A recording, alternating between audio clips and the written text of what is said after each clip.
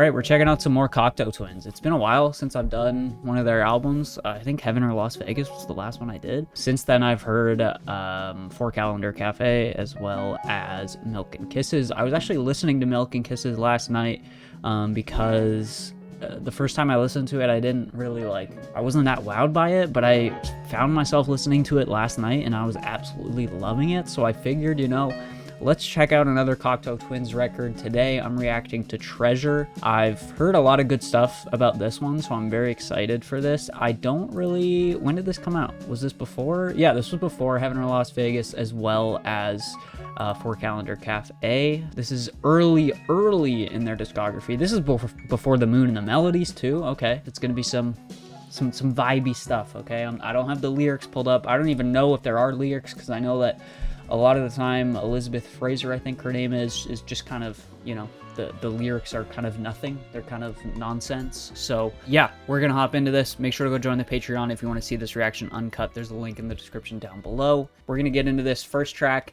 is Evo?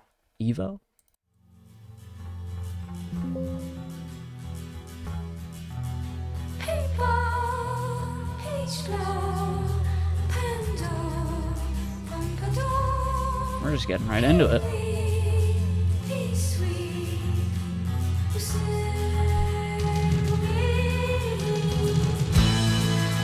Oh.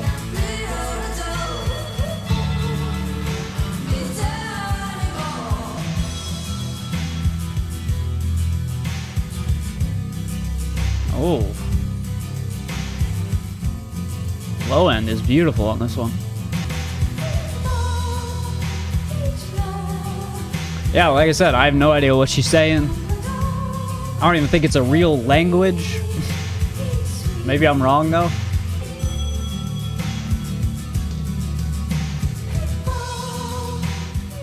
So far, this feels a lot more like icy than like Heaven or Las Vegas. It just feels a bit more cold and empty,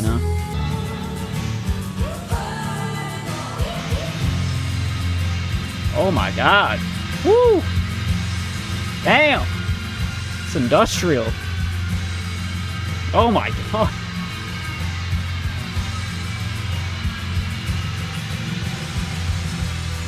Holy shit.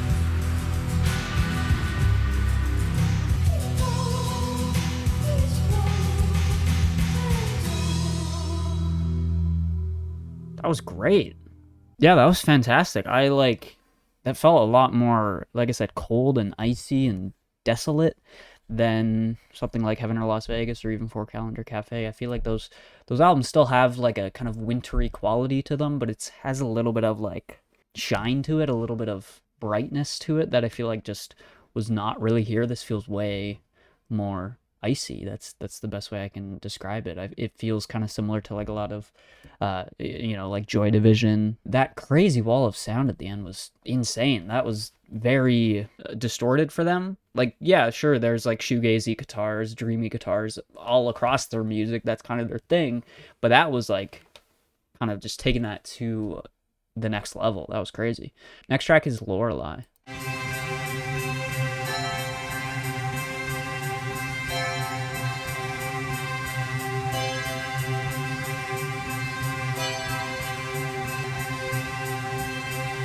See, even that is icy, those stabs, or whatever those are. Those synths.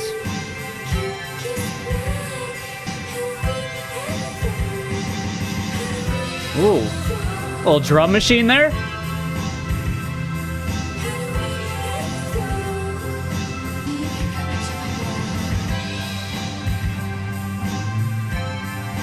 Nice bass there.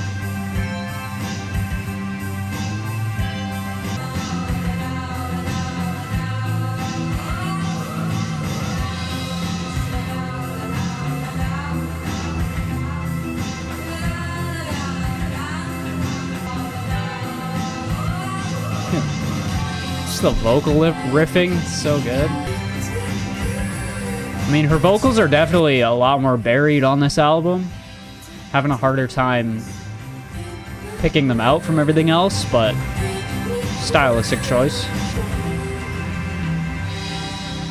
Damn. Like, the spirit of what makes their music great is still here, but it just feels a lot more, like, gritty. Everything is so harsh on this album. It's and kind of abrasive. It's a really interesting start. I mean, I guess you can kind of see that with the cover. It's definitely a darker, more almost kind of gothic cover compared to the more colorful album covers of their later albums, and I think that kind of represents how the music feels so far. This is definitely a lot more icy cold and abrasive, but still has that usual kind of Cocteau Twins songwriting where it kind of each section blends into each other seamlessly, and it's just very sweet on the ears. And of course, Elizabeth Fraser's vocals are one of a kind. I mean, she's just an unbelievable talent. I'm finding it a little bit harder to hear her vocals on this album so far, but you know, it's definitely a stylistic choice. Let's keep going. Next track is Beatrix.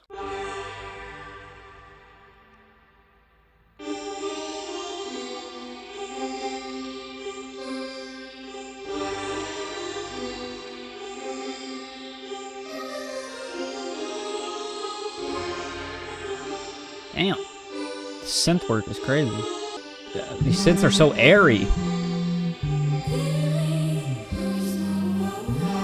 Oh my god. Damn.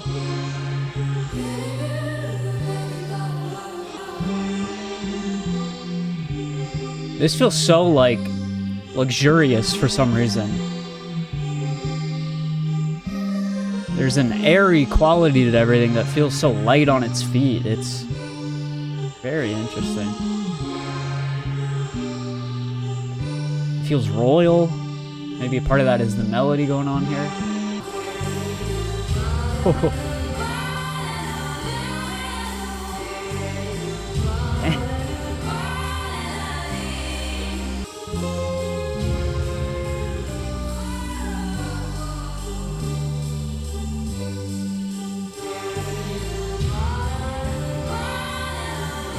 Damn. Dude.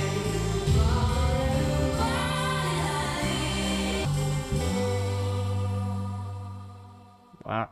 I mean, that's kind of just more of what I was saying earlier. This entire album is it's hot in the headphones. It's very lush. It's very loud and kind of overbearing in a way, but I'm kind of loving it because of that. That track, like I said, it had a very airy quality to it with the synths. It kind of felt royal for some reason. I don't know why, maybe just the melody that was going on. But it kind of had this darkness to it, this gothic feel to it as well. There's times when Cocteau Twins just create such an interesting world that feels so different from anything they've ever created. I feel like I was going to say Serpent Skirt on Milk and Kisses. I think that's my favorite off that album. And I was going to say that's a unique world. But it does feel like a lot of stuff on like Heaven or Las Vegas, to be honest. But I don't know. There's examples I'm not thinking of, but there's certain tracks they have that are just like single standalone tracks that are their own world, completely different from anything else they've ever made. And that feels like one of those tracks for sure. Next track is Persephone. Is that how that's pronounced? I think so. Persephone.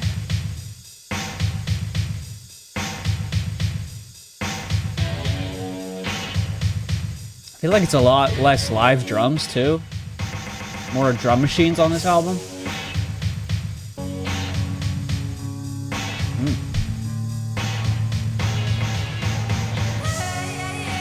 Oh my god. Oh my god. That voice crack that she came in with, that was crazy.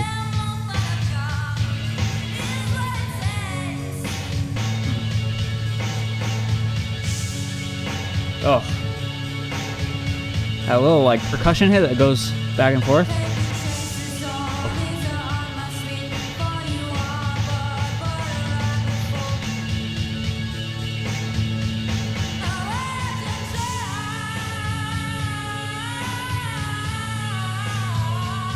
Love that subtle guitar here that's just like the bass obviously, but then that like almost like kind of Midwest emo guitar.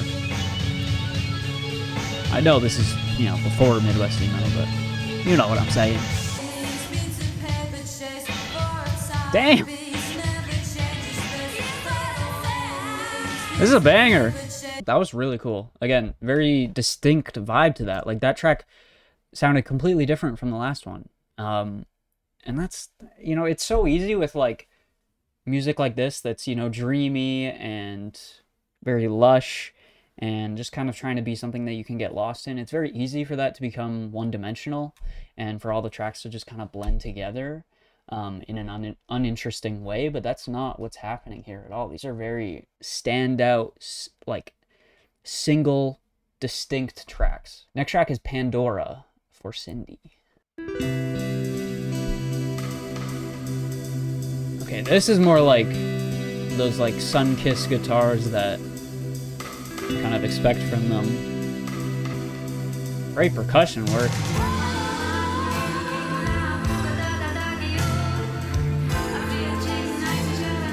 Ooh.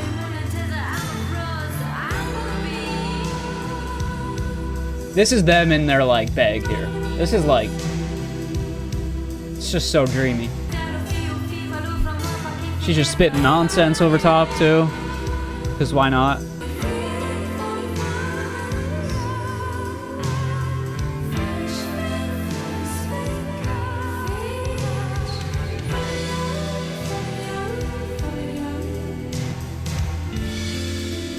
Oh, that crash, man. That sounded so good. It just filled out the entire space, man. Yeah, this one's just like pure bliss. This is very similar to their later stuff.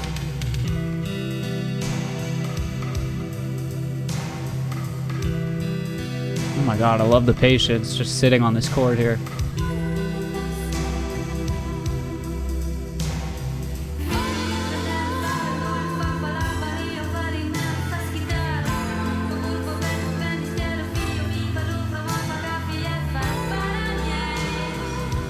I just got like a tinge of Fishman's. Obviously, I know they kind of operate in the same style, but this one's giving me Fishman's vibes. I don't know why. Fishman's came after too, right? Like, specifically, this feels like the album with Magic Love on it. I don't know what the album's called, but I do feel like that one went on a bit long, I'm gonna be honest. It's my only complaint, is that it just drifted off for a little bit too long. I think it could have ended a little bit sooner, but it's really my only complaint. I mean, that was pure bliss. That's just kind of like what it's what Heaven in Las Vegas is like. It's what Four Calendar Cafe is like. It's just great, man. It's freaking dreamy. It's dreamy as hell. What's next? Next track is Amelia. Jesus fuck. Scared the shit out of me, man.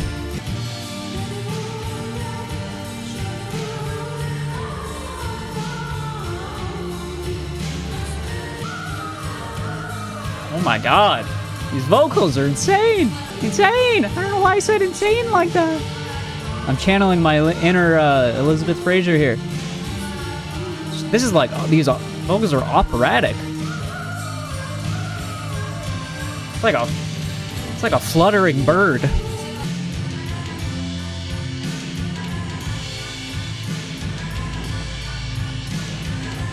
This vocal melody is kind of dumb. Oh my god.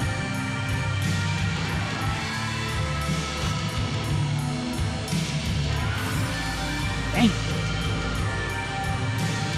Interesting how, like, is this their first album? Let me see. No, it's not their first album, but, you know, it's interesting how, looks like here it's their third album. Their third album has some of the most strange and experimental moments I've heard from them in general. Like, that vocal melody, that's insane. Those vocals are operatic. It's what makes someone think to do that vocal melody. I don't know. I guess my one critique so far is that I just kind of wish I could hear her vocals a little bit better, and I get that that's part of the style. I just think, like, she's such a unbelievable vocalist. Like, why not? Let's just mix those a little bit louder, you know? And I think they definitely do that on the later albums, and I think it's to its benefit because of that. But yeah, that was still great. Again, very, off the wall ideas here. Let's keep going. How do I say this? Aloysius? Maybe? I don't know. I also, like, it's a kind of a small thing, but I love how these tracks, they don't usually, like, fade in either.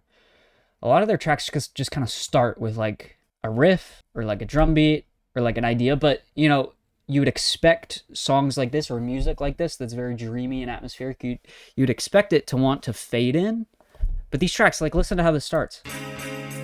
Boom, right there. Automatically, headphones are filled out. There's so much depth to it already. Oh my, what a, wow. That's great.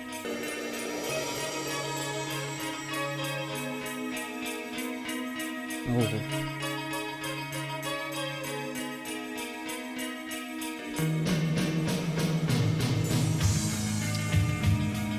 Oh. Nice delay on that guitar. Kind of doubling up every note.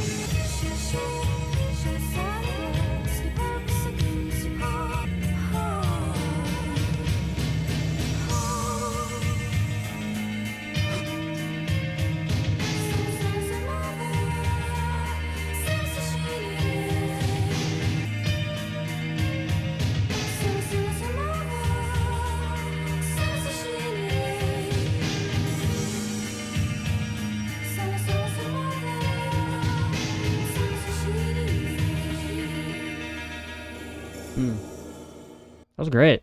That was another one that felt, you know, very similar to their later albums, just a bit warmer, and kind of what she's doing vocally felt more similar to those.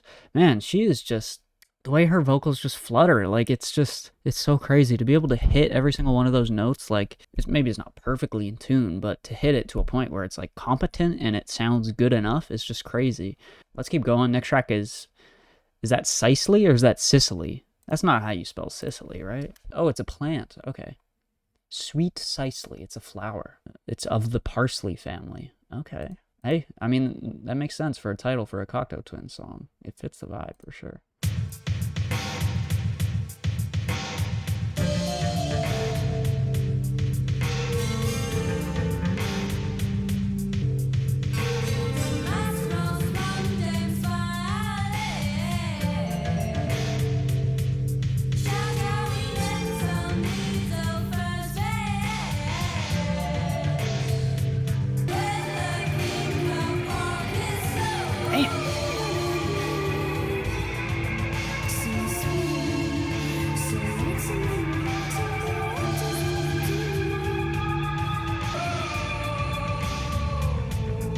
Oh, bass rip in here?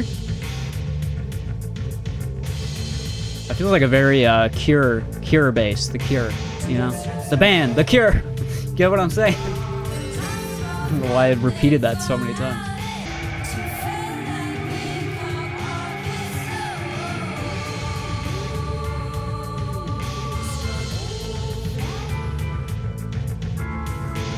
Oh my god, organ? Mm-hmm.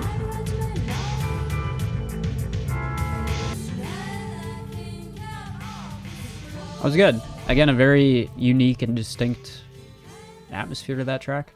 I don't really have much else to say because of the fucking camera issues. Fucking threw me off, but okay. Next track is Otterley. Like an otter? She can be singing like an otter on this track. I don't even know what that would sound like, but oh my god. Speaking of atmosphere.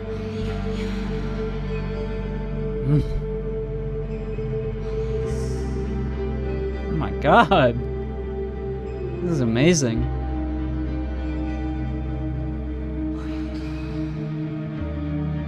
The whispering?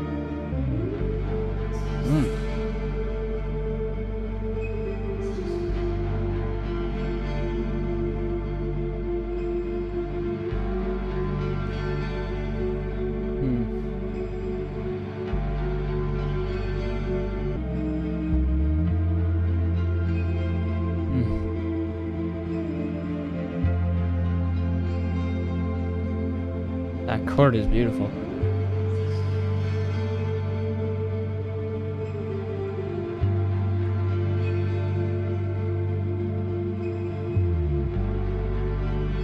bass is so thick, it's crazy. Some waves crashing. This is kind of like a Chica Wayoba before the Chica Wayoba.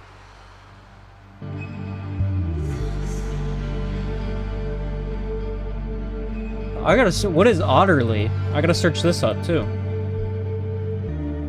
It's like a. It's like a module. The analog multi LFO Euro rack module. That's some insane ball knowledge that they just kind of expect you to know. Well, they don't expect you to know it, but maybe I guess that's what they're using on this track. That was cool. That did feel like a kind of like a little bit of an interlude moment, but honestly, the 4 minutes kind of flew by, so I don't hate it. Let's keep going. Last track, Donimo, not Domino, Donimo.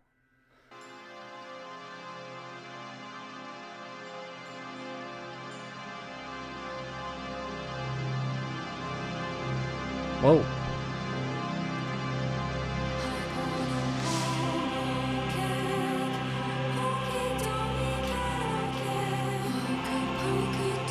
The angelic vocals? What? Oh. This album is just so varied. It's crazy. It's all over the place.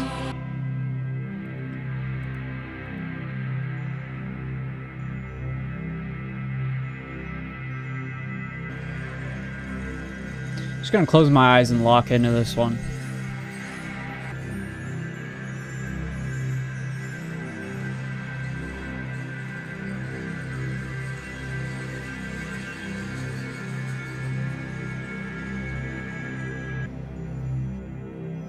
That ominous bass.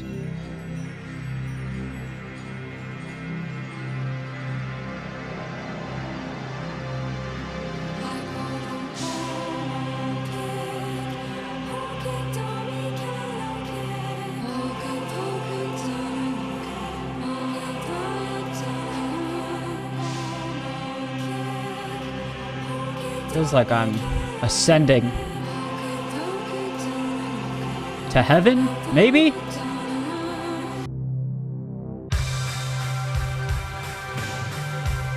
Okay. That was just the intro.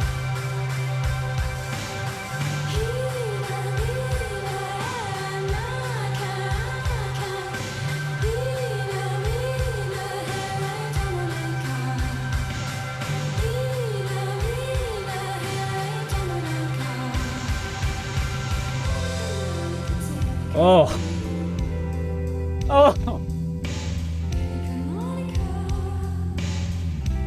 Oh, dude, those chords were so dreamy. I just melted away, man.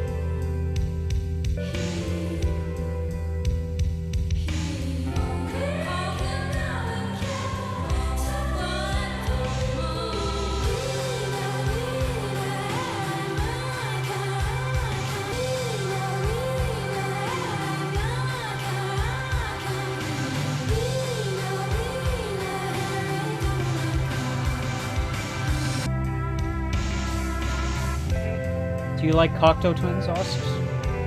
Do you like the twins? Do you like the Cocteau twins? He wants his dinner, guys. He wants his dinner. That's what he's waiting here for. I'll get it for you after. Don't worry. I heard Donimo in there. This is just beautiful right here. Man.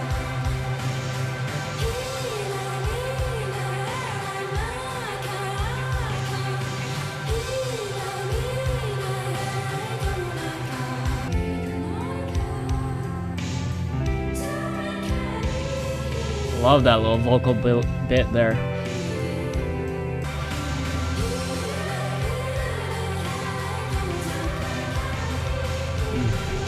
I feel.